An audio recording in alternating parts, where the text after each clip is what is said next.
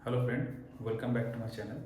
Friend, इस video में हम लोग डिस्कस करेंगे कि आपको अगर इंटरव्यू में पूछा जाता है कि मोटर का करंट कैसे निकालते हैं, या ऐसे ही पूछते हैं इंटरव्यू में कि इतना एचपी का मोटर का कितना करंट है, तो आपको इमीडिएटली जवाब देना चाहिए। और अगर आप ज़्यादा इसके ऊपर प्रैक्टिस करेंगे तो आपको याद भी हो जाएगा कितना एचपी कितना किलोवाट के मोटर का फुल लोड करंट कितना होता है। तो इस वीडियो में हम लोग यही जानेंगे, अगर मोटर का एचपी दिया हुआ है तो उस मोटर के एचपी को अगर आपको फुल लोड करंट निकालना है तो कैसे निकालेंगे।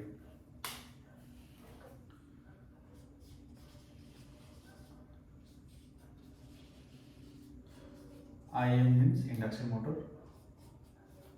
फुल लोड करंट ये कितना है। तो मान के चलिए आपको अगर इंटरव्यू में पूछा गया है कि 100 एचपी मोटर का फुल लोड करंट कितना है, और एक सेकेंड में आपको 60 एचपी मोटर का फुल लोड करंट कितना है, ये सवाल है। तो हम लोग बहुत ही बेसिक से इसको डिस्कस करेंगे और आपको बताएंगे कि 100 एचपी मोटर का फुल लोड करंट कितना होगा, कैसे हम लोग उसको एचपी से किलोवाट में कन्वर्ट करेंगे, किलोवाट से एम्पियर में कन्वर्ट करेंगे। सेम इसके लिए भी करेंगे और फॉर्मूला भी हम आपको बताएंगे इस वीडियो में।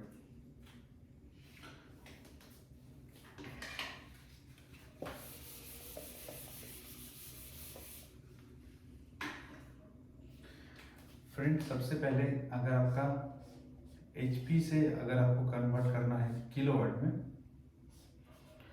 तो जो फॉर्मूला है 1 H P is equal to 0.746 kilowatt, ये फॉर्मूला आपको याद रखना है, ठीक है। उसके बाद आपको ये भी जानना है कि अगर आपको पावर से एम्पियर निकालना है तो क्या फॉर्मूला है थ्री फेज इंडक्शन मोटर के लिए, √3 VI cos फाई। तो इसमें जो आपका पावर है ये आपका वाट यूनिट पे है, ये आपका वोल्टेज है, ब्रैकेट में मैं इसको लाइन वोल्टेज लिख देता हूँ, ये आपका लाइन करंट। हमारे इस वीडियो का जो सवाल है उसमें ये फुल लोड करंट भी डिनोट करेंगे, और ये आपका पावर फैक्टर, ठीक है।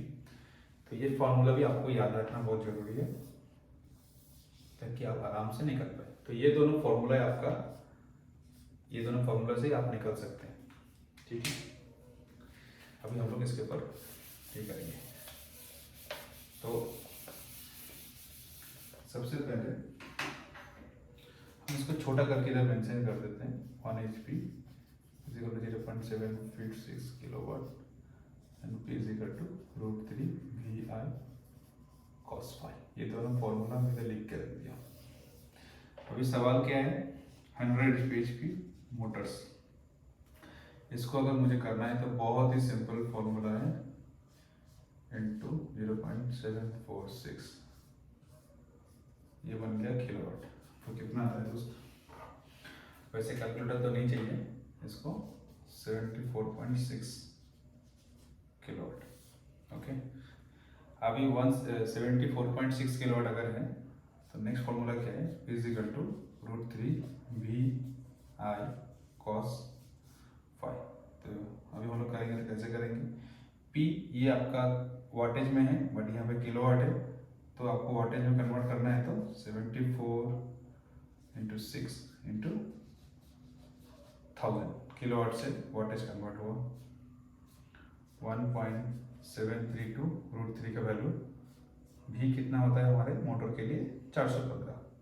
तो मैं इसको LT मोटर है तो इसको 415 रखते हैं, 415। जनरली पावर फैक्टर हम लोग जब कैलकुलेट करते हैं कोई भी कैलकुलेशन के लिए तो 0.8 लेते हैं।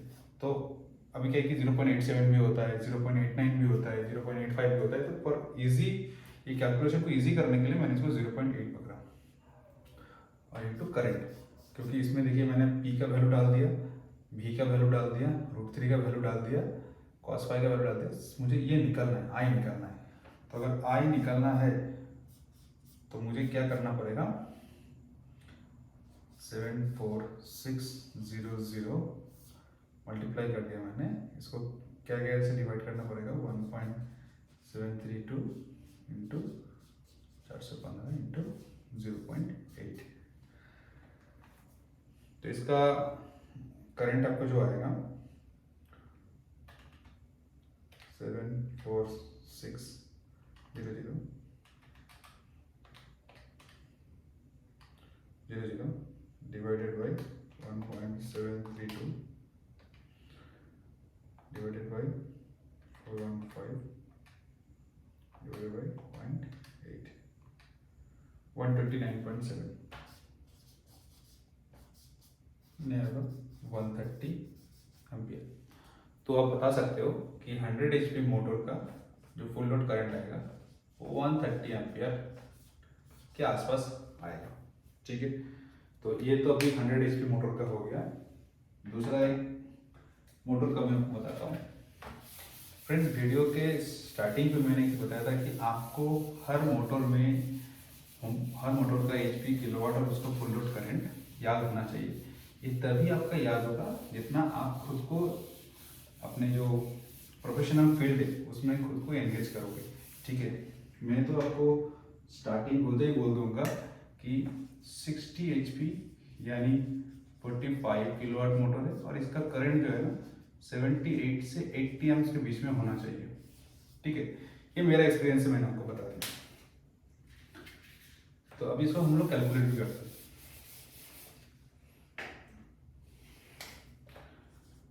60 HP is equal to 60 into 0.746 kilowatt. तो इसको मल्टीप्लाई कर लेते हैं प्रोडक्ट से, 60 into 0.746